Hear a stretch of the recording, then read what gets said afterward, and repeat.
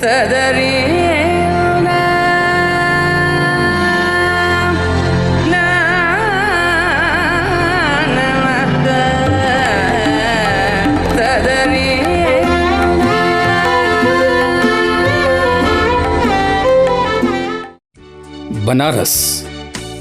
काशी और वाराणसी नाम से भी मशहूर दुनिया के सबसे प्राचीन शहरों में से एक।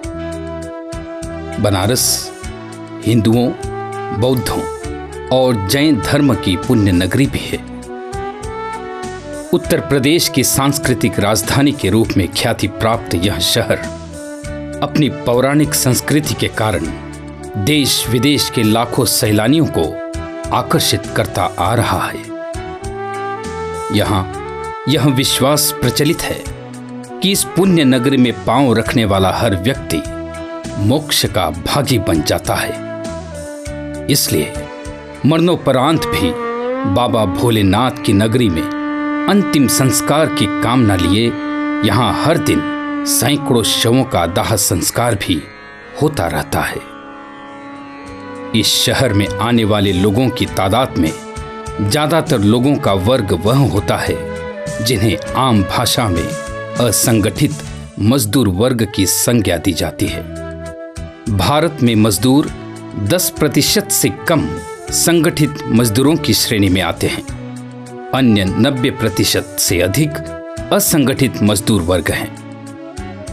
इन असंगठित मजदूर वर्ग में भूमिहीन कृषक मजदूर, घरेलू कामगार, बाल मजदूर, कूड़ा कचरा बीनने वाले, शहर के सफाई कर्मचारी, यौन व्यापार में लिप्त, तटीय प्रदेशों के मछली पकड़ने वाले और अन्य दिन गुजारी करने वाले मजदूर भाई बहन और बच्चे इनमें शामिल हैं।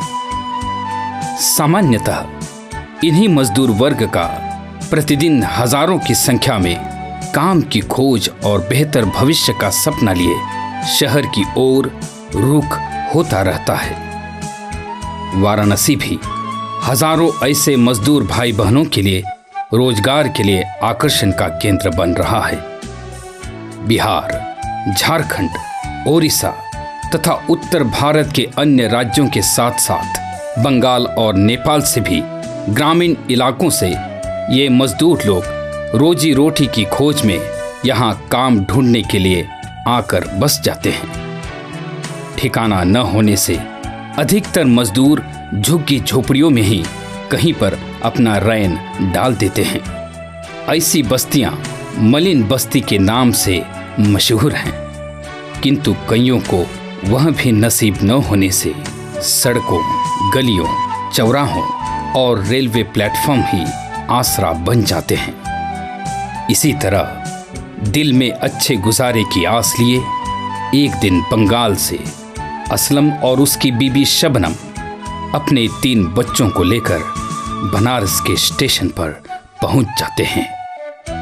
एक अनजान शहर में ठिकाना खोजने की चिंता और पराया महसूस करने की भावना इनके चेहरों पर साफ देखी जा सकती थी। किसी तरह एक झुग्गी में वे अपना तंबू डालकर अपने तथा अपने बच्चों के लिए एक रैन खड़ा कर देते हैं। उपजीविका के लिए असलम किसी की मदद से भाड़े का रिक्शा चलाने लगता है और शबनम घर घर में जाकर बर्तन मांजने और झाड़ू पोछा का काम करने लग जाती है। बच्चे झुग्गी के अन्य बच्चों के साथ चिथड़े और कूड़ा उठाने के लिए रोज जाने लगते हैं। एक असुरक्षित जीवन की नैया में 5 सदस्यों वाले परिवार का गुजर बसर जैसे तैसे होने लगता है। किंतु एक दिन वही होता है जो शायद असलम के परिवार के लिए खतरनाक साबित हो सकता था। कूड़ा बीनने गए अपने बच्चों को शाम तक वापस लौट न आता देखकर माँ बाप का दिल हिल जाता है। किसी तरह देर रात को उन्हें खबर मिल जाती है कि शहर के चाइल्ड लाइन द्वारा उनके बच्चे पाए गए हैं।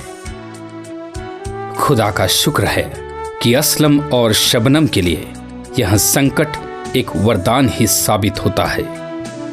क्योंकि इसी चाइल्ड लाइन के कर्मचारी की मदद से उन्हें अस्मिता नामक एक सामाजिक संस्था का पता चलता है। यहाँ उन्हें महसूस होता है कि इस संस्था के हाथों में वे अपने बच्चों का भविष्य चिंता मुक्त होकर डाल सकते हैं। आज असलम और शबनम अपने बच्चों के भविष्य को लेकर आश्वस्त हैं, क्योंकि उनके बच्चे अस्मिता द्वारा चलाए जा रहे अनौपचारिक शिक्षा अभियान कार्यक्रम में नियमित पढ़ने चले जाते हैं।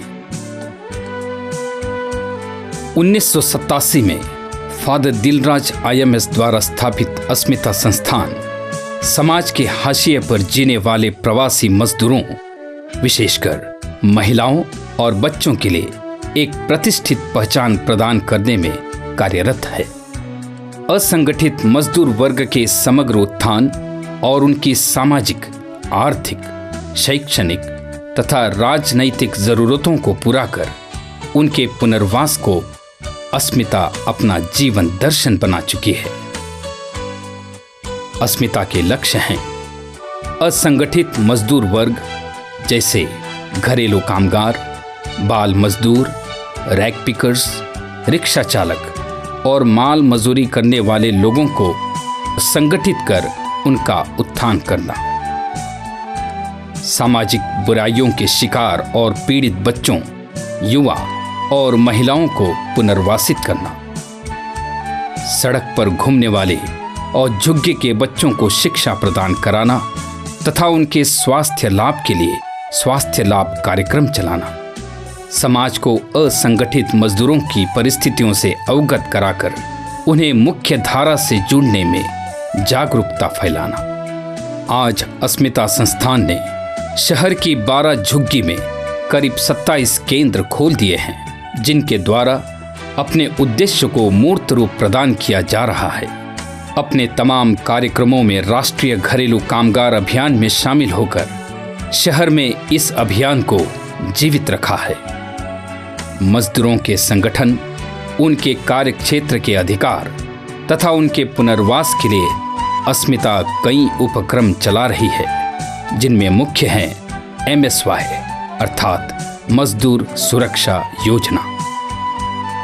इसके अलावा झुग्गी के बच्चों और महिलाओं के लिए 27 अनौपचारिक शिक्षा अभियान केंद्र भी खोल रखे हैं, जहां उन्हें बेसिक शिक्षा प्रदान कर औपचारिक शिक्षा केंद्रों में दाखिला दिलाया जाता है।